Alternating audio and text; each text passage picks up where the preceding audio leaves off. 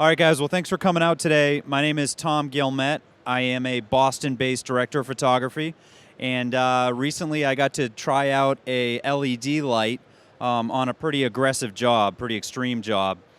Just to give you a little background on myself, I am a cameraman in Boston, and I cover mostly Red Sox games, Bruins games. I'm a sports photographer, but I also do documentary work in addition to be connected to a TV truck with 8 to 10 different cameras covering a live event. So my documentary work has taken me all over the world, but I do a lot of work in the United States, and just in my backyard is a mountain called Mount Washington.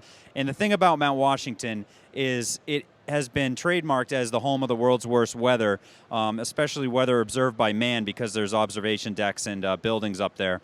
And there's scientists and climatologists doing all kinds of testing up there because of the extreme conditions, just the way the winds move through there, the topography of the mountains, how the weather comes through there. And some really interesting phenomenon happen up there, specifically with ice formation.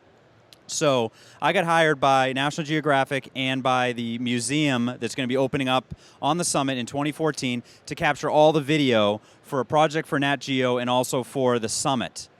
And I was really nervous about going up there in the wintertime because of the conditions. Battery life, obviously, extreme cold, icing, frozen fog, getting inside equipment. So basically, I went through all my gear and said, I need polar bags for this, I need heaters for that. How am I going to get documentary-style coverage of these people doing their jobs up on the summit of Mount Washington, going from inside the summit buildings and out into the actual wild, where winds are blowing like 100 miles an hour and it's minus 40 and there's very little visibility. So after going through all my gear, I realized that I could make it happen with a Sony f800 XD cam, polar bags, heaters, Anton Bauer batteries, Vinton tripods, all that, but I couldn't figure out how I was going to set up lights in these conditions. Because number one, I didn't have electricity, so I might as well be on the surface of the moon at that point. I didn't have electricity because we couldn't get power outside of the building, so I was out in the rocks on the summit cone or up on the observation deck, and I didn't have any power.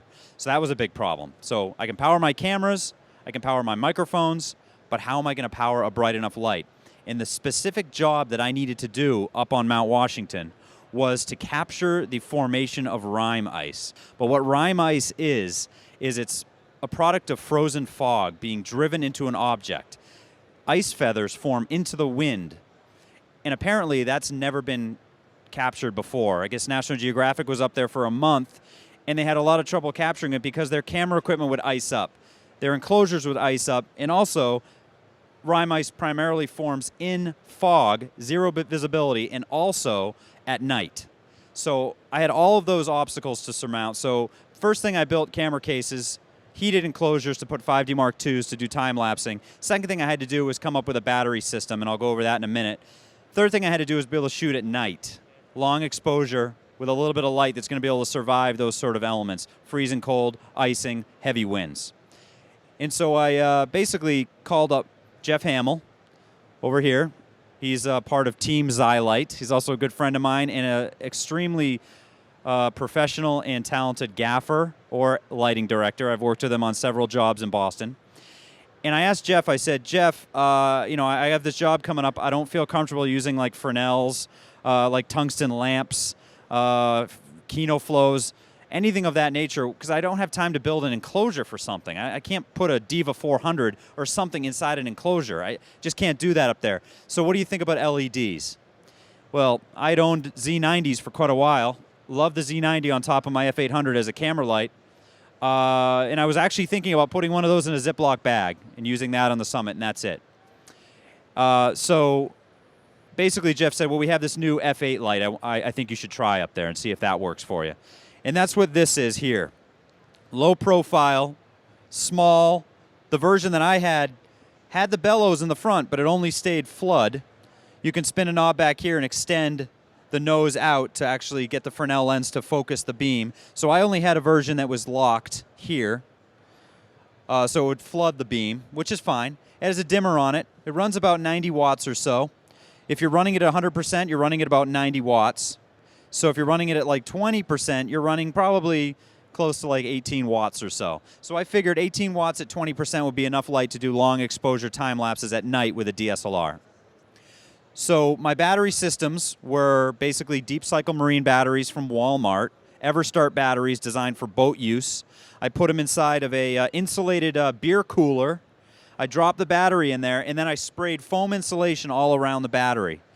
In addition to that, I had leads come off the battery and have them go into an inverter. It was like a 440 watt inverter.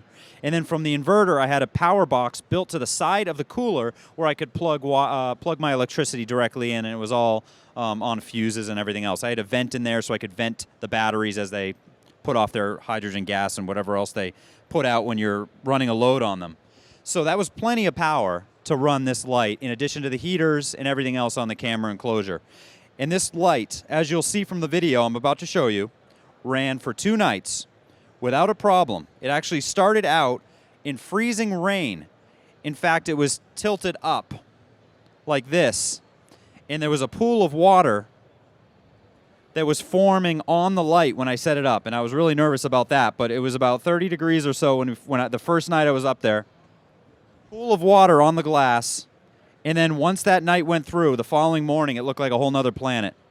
It looked like something from a sci-fi movie. The entire light was encased in ice. The water was no longer there. The entire light was there, and it was just totally encased in ice, still putting out a beautiful 56K white light. This is the summit. This is after a couple storms went through. This is just a normal, look at the summit cone. On a nice day, clouds form on there, and it's in the clouds pretty much 300 days out of the year. So a day like today is very rare. It doesn't happen very often. You can see for miles. You can actually see the Atlantic Ocean on a good day. But there's scientists that work up there. There actually is an auto road that goes up there that vehicles can drive up. This is early in the season. But here's an example of rime ice forming on the railings. We had a truck that went up with chains on the tires. We loaded it up with all this Pelican case gear, all of my stuff. I had an F800, bunch of 5D Mark IIs. And again, this is early December before the mountain really got hit. Winter didn't hit up here until about January, like hardcore winter. So I was up there for about 45 days total. We had a lead plow that would just kind of push snow out of the way up this auto road. In the summertime, you can drive your car up here if you'd like. I think it costs about $25 a head to go up there. But in the winter, they only run snow coaches. And once it's full-on winter, they run a snowcat, which is like a tank track device that you've probably seen at ski resorts moving snow around right there. A bombardier that used to be out in Wyoming, I guess. They used to run a ski area out west, and they bought it. It has a cab in the back. It holds like 15 people.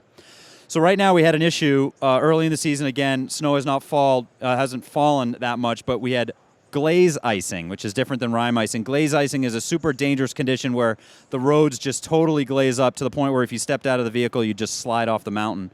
And actually, this guy Slim, really good guy, lives up in New Hampshire. He was basically white knuckling it all the way up, because even with those chains, the trucks were slipping on the road.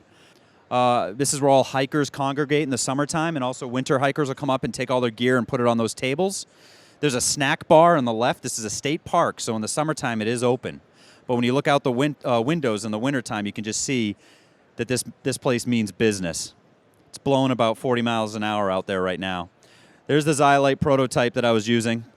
Like I said, the bellows are locked, but I had everything I needed. That's the exact light I used to capture the time-lapse.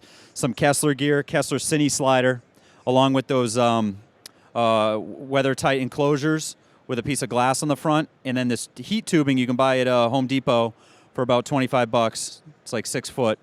Has a little temperature thing there that fires up when it gets below freezing. I have it all running inside there. And then inside there is also a power supply for the Canon 5D Mark II.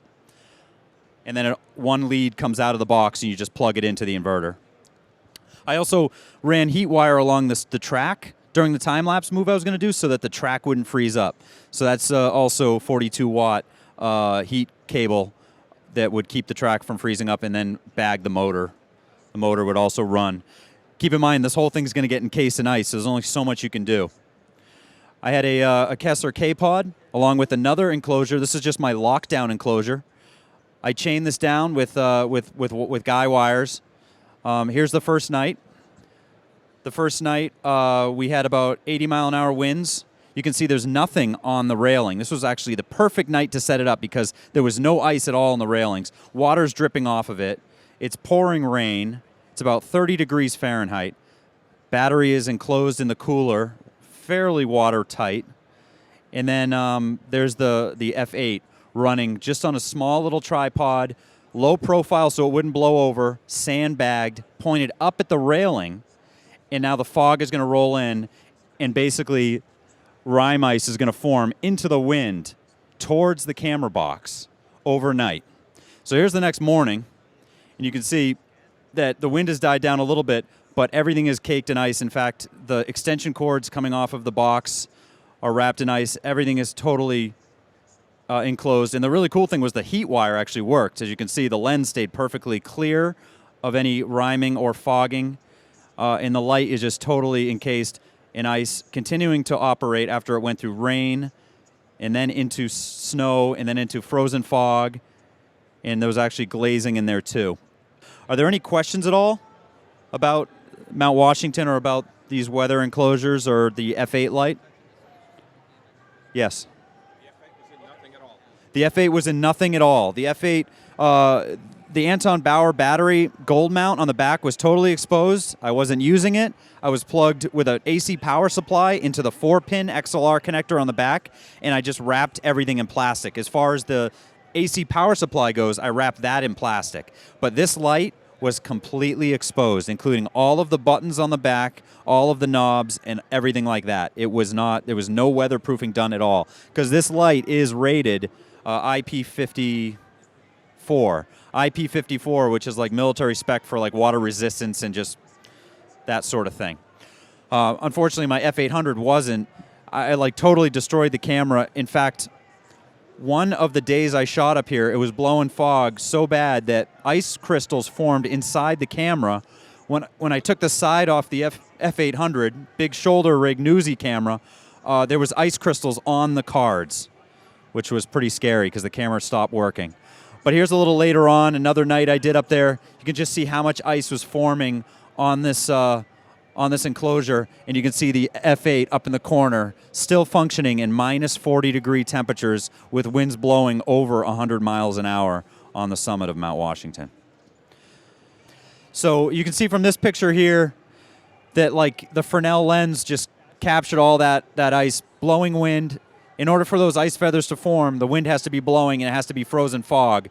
So the light was able to take that temperature change from going inside, which was like 60 degrees Fahrenheit, going outside, dealing with all that rain, going through the night, and I was able to get this time-lapse completely nailed. And unfortunately, I can't show you the time-lapse because it belongs to National Geographic, but you can actually see all of the ice crystals at that high resolution forming on the metal and being actually forming into the wind as these long feathers, which nobody has ever seen before, according to the people that work up there.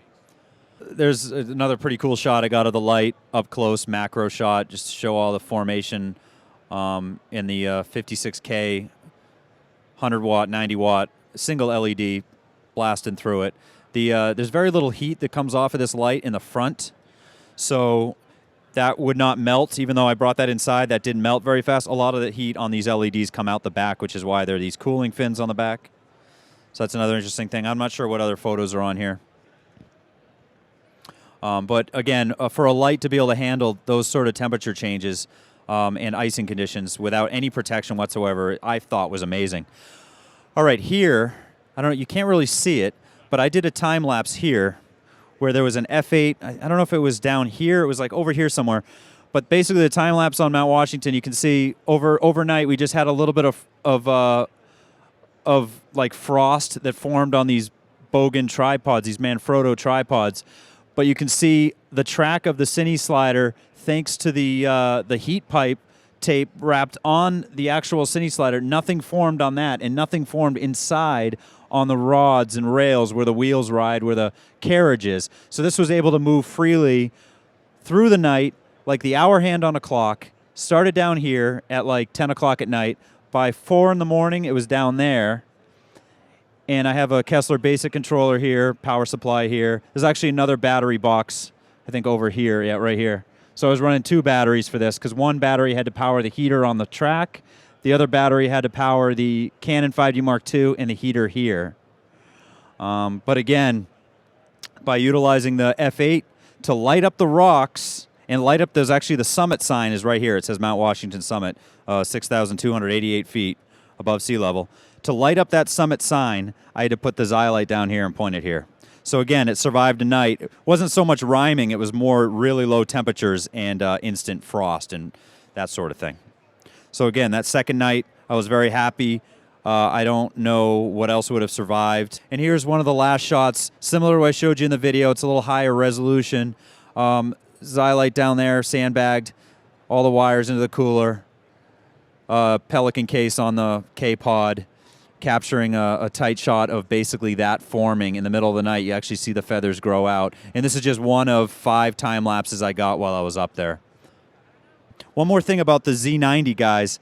When I was done using the F8, I realized I still needed light out there. So what I would use is I would use the Z90s in the Ziploc bag, and they also survived the night. I don't think I have pictures of that, but take my word, the Z90 also survived the night in similar temperatures. The bags were just covered in ice, but the light functioned flawlessly. So is that it for slides? Okay. So that's pretty much it, guys. Anybody have any specific questions about the new Zylight F8?